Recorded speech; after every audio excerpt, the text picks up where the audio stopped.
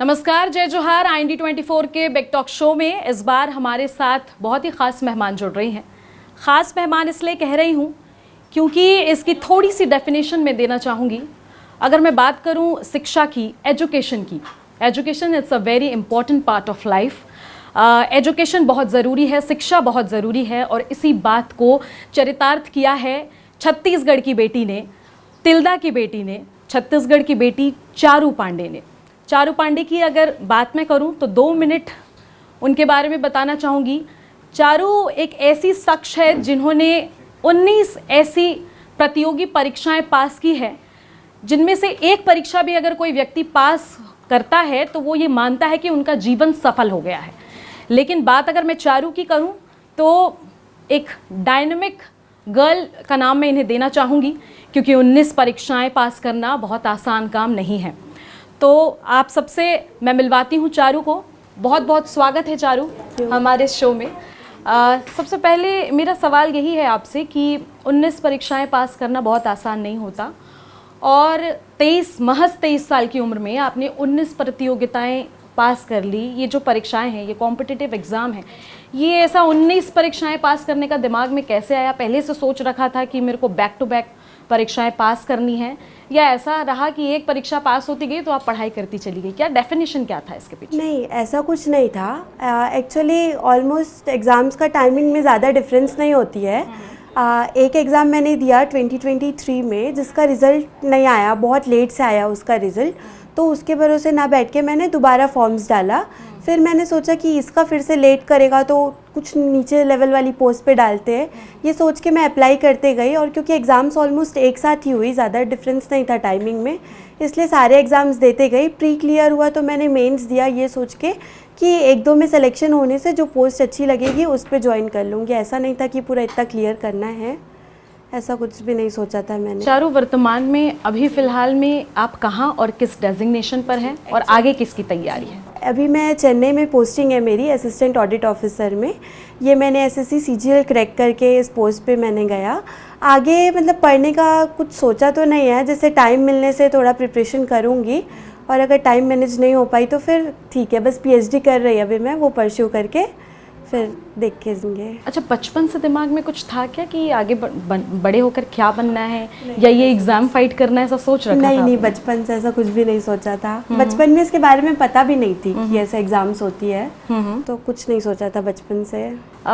कोई एक माइंडसेट था कि आपको क्या बनना है, या बड़े होकर मतलब 10th पास करने के बाद ही समझ में आया कि अब एग्ज़ाम्स फाइट करना चाहिए? नहीं, एक्चुअली ग्रेजुएशन तक तो मुझे ये था कि मुझे सिर्फ टीचर बनना है, क्योंकि ऑलमोस्ट मेरी फैमिली बैकग्राउंड टीचर्स की है, तो बचपन से यही सोच के रखा था मैंने कि टीचर बनना है।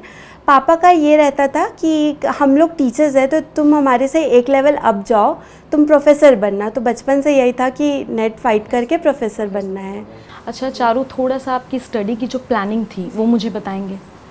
एक्चुअली पहले मैं CGPSC का प्रिपरेशंस कर रही थी, बट कुछ रीज़न से मतलब 21 ईयर्स नहीं हुए थे मेरे जनवरी पे, तो मैं फॉर्म नहीं डाल पाई CGPSC प्री का। फिर मैंने सोचा कि 1 साल बैठ के इसके लिए टाइम वेस्ट करने से कोई मतलब नहीं है। फिर मेरे पास 6 मंथ्स टाइम था, तो मैंने उस टाइम SSC का प्रिपरेशन स्टार्ट किया। उसके लिए मैंने यूट्यूब्स वगैरह, इंस्टा से टीचर्स को फॉलो करके पढ़ना चालू किया। फिर जितने भी SSC के निकलते थे फॉर्म्स, मैं सारे पे अप्लाई करते जाती थी। अगर आप SSC पे एक बार अगर अकाउंट क्लियर करें, मतलब क्रिएट करेंगे, फिर वो जितने भी पोस्ट आएंगे उसके पूरे नोटिफिकेशंस आते जाती है फॉर्म अप्लाई के लिए, तो जिसके जिसके आते थे मैं सब पे अप्लाई करते जाती थी। पुलिस, SSC, रेलवे थोड़ा डिफरेंट पार्ट ऑफ है और अलग अलग चीज़ें हैं जी। तो एक साथ कैसे मैनेज कर पा रहे थे आप? देखिए, ऐसा है कि आप SSC GD का एग्ज़ाम देंगे, उस पर जो एग्ज़ाम होती है, रिटर्न एग्ज़ाम, वो ऑलमोस्ट सिलेबस सेम होती है, ज़्यादा डिफरेंस नहीं होती। फ़िज़िकल टेस्ट होती है, वो थोड़ी डिफरेंट होती है। तो एग्ज़ाम्स क्लियर करने के बाद जो फ़िज़िकल टेस्ट था वो मैंने स्किप करके एग्ज़ाम्स क्लियर किया। इसके अलावा अगर मैं बात करूं तो घर से कैसा सपोर्ट रहा आपको, मम्मी पापा का कैसा सपोर्ट रहा आपको? और हाँ, घर से मुझे पूरा सपोर्ट रहा मम्मी पापा का। मतलब कभी भी ये नहीं था कि ये नहीं पढ़ना है या यही पोस्ट पे जाना है, यही प्रिपरेशन करो, ऐसा कुछ भी नहीं हुआ। मैं जो भी प्रिपरेशन कर रही थी उस पर मुझे 100% सपोर्ट मिला फैमिली से। दिनचर्या क्या होती थी, किस तरीके से आप उठती थी, कैसे कितने समय अपनी पढ़ाई को देती थी और बाकी अपना समय कैसे माइंड फ्रेश कैसे करते होंगे, ये सारी चीज़ें बताइए। सुबह से क्या आपका दिनचर्या रहता था? एक्चुअली मेरा कोई पढ़ने का पर्टिकुलर टाइम टेबल नहीं होती थी। सुबह से मैं पढ़ना स्टार्ट करती थी, फिर लंच तक मैं पूरा पढ़ाई करती थी, उसके बाद 1 से 2 आवर्स रेस्ट लेने के बाद फिर से पढ़ाई करती थी। फिर शाम में मुझे माइंड फ्रेश करने के लिए, मतलब ये होता है सबके पास कि या तो वो मूवीज़ देखेंगे या रील्स देखेंगे, तो मैं शाम के टाइम में ट्यूशन क्लासेस लेती थी घर पे ही।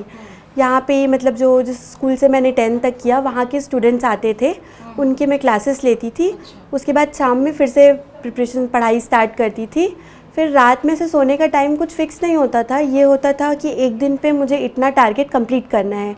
अगर वो टारगेट 11 बजे ख़त्म हो गई रात को तो 11 बजे सो जाती थी, अगर 11 बजे नहीं हुई 3 बजे हुई तो 3 बजे वो कंप्लीट करके ही सोना होता था। कभी ऐसा होता था कि आप कहीं असफल हुई, और अगर असफल हुई तो फिर उस चीज़ से डील कैसे करती थी? मतलब ऐसा एग्ज़ाम्स तो मैंने एक भी नहीं दिया, ऑलमोस्ट जितने भी एग्ज़ाम्स दिया वो पूरा मेरा क्लियर हुआ है। जैसे कुछ था कि मुझे लगता था कि ये थोड़ा नहीं होगा तो मैं उस पर ट्राई ही नहीं करती थी, क्योंकि मुझे बहुत ज़्यादा डिमोटिवेशन होता था, इसलिए मैं उस पर ट्राई ही नहीं की कभी। आपके मोटिवेशन के पीछे का राज क्या है?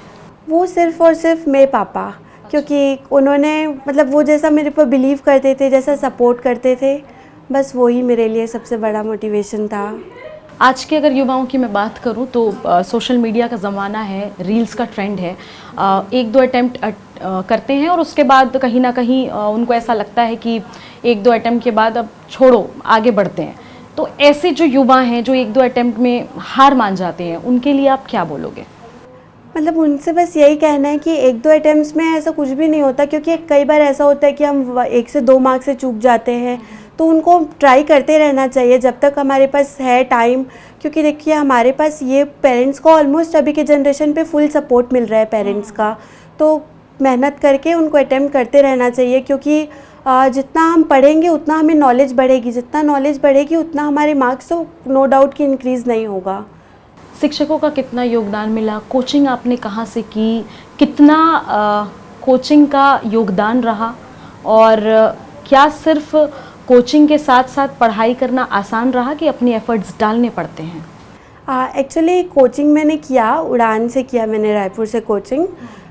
तो मैं CGPSC का कोचिंग कर रही थी, तो मैं ऑलमोस्ट क्लासेस में बहुत कम जाती थी, लेकिन कुछ क्लासेस गई, जैसे कि हिस्ट्री होती है, पॉलिटी, ये सब की क्लासेस गई। वहाँ पे जो टीचर्स ने मुझे मतलब पढ़ाया वो मेरा 100% हेल्प हुआ उससे। मेरा उसका प्रिपरेशन किया था मैंने, तो मुझे SSC पे कुछ भी एक्स्ट्रा पढ़ने की ज़रूरत नहीं पड़ी।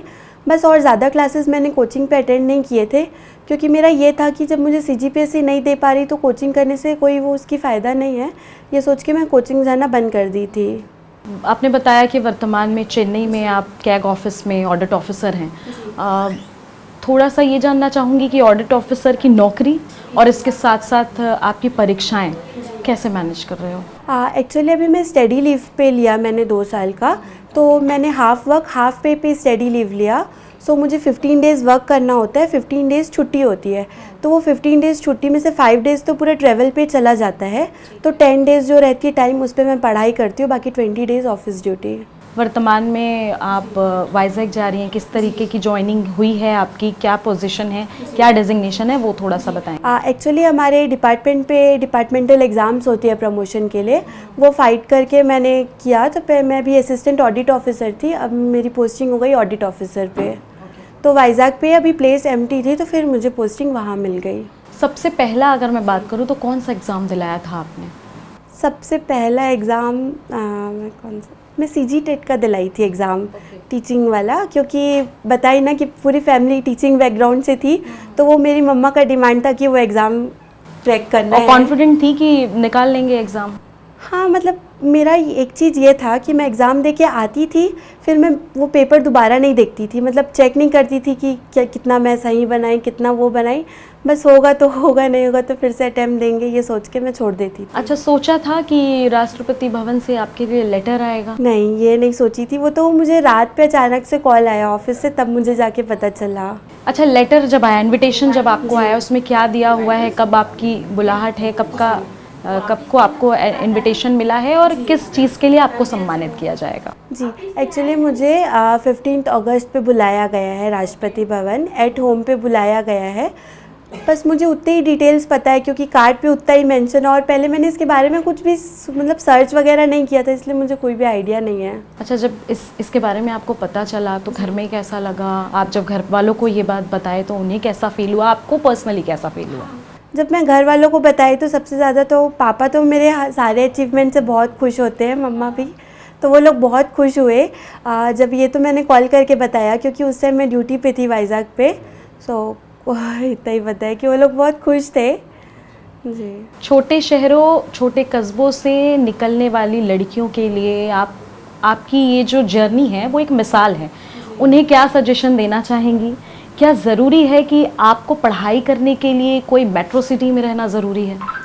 जी, नहीं, पढ़ाई करने के लिए कोई ऐसे सिटी में रहने की ज़रूरत नहीं है क्योंकि आजकल पूरा इंटरनेट का है, हमें हर चीज़ इंटरनेट पे मिल जाती है। जो कोचिंग हम जाके दिल्ली पे करेंगे वो हमें ऑनलाइन मिल रही, तो ऐसा कुछ नहीं होता, हम कहीं भी रहे हम अच्छे से प्रिपरेशन कर सकते हैं। आपको किसी ने सजेस्ट किया कि अगर आप कॉम्पिटिटिव एग्ज़ाम फाइट कर रही हैं तो आपको दिल्ली इस तरह के बड़े कोचिंग्स में जाकर कोचिंग लेनी चाहिए, यहाँ पर कुछ नहीं होगा, इस तरह की चीज़ें कभी दिमाग में आई? इस तरह की चीज़ें कभी भी नहीं आई। तो चारू, अभी आने वाले समय में आप जो चीज़ मिली है उससे संतुष्ट हैं या आगे और भी बढ़ना है, और क्या एम है चारू का? अभी तो जो मिला है उससे मैं संतुष्ट हूँ। अभी मैं PhD परस्यू करके बस वही है कि नाम के आगे डॉक्टर लग जाए, बस PhD परस्यू करना है। बाकी अगर टाइम मिला तो और भी प्रिपरेशंस करूँगी कुछ, बस ये है। आगे का क्या लक्ष्य है? कोई एम तय है या अभी समय देना है इस? अभी समय देना है, अभी ये जॉब अच्छी है, यही इस पे ही रहना है अभी। अच्छा चारू, एक बात और है कि जब हम पढ़ाई करते हैं उस बीच किसी तरीके का कोई डिस्ट्रैक्शन आता है तो उस डिस्ट्रैक्शन से हटने के लिए आपको क्या चीज़ काम आती थी? मोटिवेशन क्या था आपका? मतलब मुझे वैसे डिस्ट्रैक्शंस होती नहीं थी, मतलब ये होता था जैसे कि कुछ रेस्ट लेने के लिए हम कुछ दूसरे एक्टिविटीज़ करते हैं, तो उस टाइम भी मैं टीचिंग वाले ही एक्टिविटीज़ करती थी, तो जो मेरे स्टूडेंट्स होते थे उनके साथ पूरा मेरा हो जाता था। स्कूलिंग कहाँ से की आपने? स्कूलिंग मैंने 10th तक कार्मेल पब्लिक स्कूल से किया, 12th मैंने लॉन्स पब्लिक स्कूल से पास किया। और पूरी एजुकेशन कहाँ तक? उसके बाद ग्रेजुएशन मैंने इग्नू से किया, फिर अभी मास्टर्स हेमचंद यूनिवर्सिटी दुर्ग से कर रही। रिसेंटली अब चेन्नई ड्रॉप करके वाइज़ाग कब जा रही हैं आप? 12 जनवरी का ज्वाइनिंग डेट मिला है वाइज़ाग पे मुझे। बहुत बहुत शुक्रिया। ये थी हमारे साथ चारू। जैसा कि मैंने कहा कि किसी कस्बे या छोटे शहर या मेट्रो सिटी में कोई फ़र्क नहीं होता। अगर आपको पढ़ना है, एजुकेशन में आगे निकलना है तो वो आप कैसे भी निकल सकते हैं, और इसकी जीती जागती मिसाल है चारू। 15 अगस्त को उन्हें राष्ट्रपति भवन से इनविटेशन है और सम्मानित की जाएंगी चारू वहाँ पर। फ़िलहाल अगर मैं बात करूँ तो आज के रील और सोशल मीडिया के ज़माने में अलग अलग ट्रेंड के साथ हमें यूथ जुड़ता नज़र आ रहा है। इसी बीच चारू ने अपनी पढ़ाई की है, अलग अलग सोशल मीडिया के जो टीचर्स हैं जो अपनी सलाह देते हैं उन सलाह पर उन्होंने काम किया। किस तरीके से अलग अलग फॉन्ट में जो कॉम्पिटिटिव एग्ज़ाम्स हैं उन्हें निकालना है, उसके लिए उन्होंने प्लानिंग की और इस प्लानिंग से आज वो सफल हैं। आसान नहीं होता, जैसा कि मैंने पहले भी बताया, 19 परीक्षाओं को पास करना। उन्होंने 19 परीक्षाएं पास की हैं और जल्द ही नए नए अपॉर्चुनिटी जो है वो उन्हें मिल रही है। फ़िलहाल वर्तमान में अगर मैं बात करूं तो चेन्नई कैग ऑफिस में वो ऑडिट ऑफिसर के रूप में ऑलरेडी काम कर रही हैं और जल्द ही अच्छी जॉइनिंग पे वो वाइज़ाग के लिए भी निकल जाएंगी। तो कुल मिलाकर हमें ये सीख मिलती है कि जगह आपके लिए मायने नहीं रखती। अगर आपको सफलता छूनी है तो वो आप कहीं से भी छू सकते हैं। तो फिलहाल बहुत बहुत धन्यवाद हमारे शो में जुड़ने के लिए। Thank you.